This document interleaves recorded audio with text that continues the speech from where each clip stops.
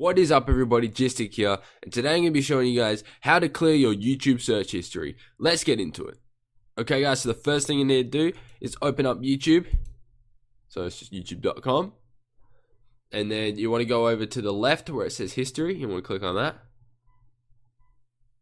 And you want to wait for this. It says on the side here all the history types. So if you want to delete, say, your search history, you click on your search history and you just click clear all search history.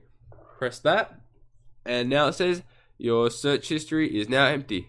And you can do the same for your watch history, because you can't delete them all at once, so you got to do it one by one.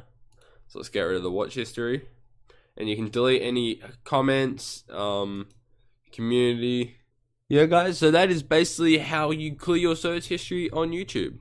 Anyway, if that did help you in any way, shape or form, please hit that like button to show your support for the channel. And also, if you're new to my channel, hit that subscribe button.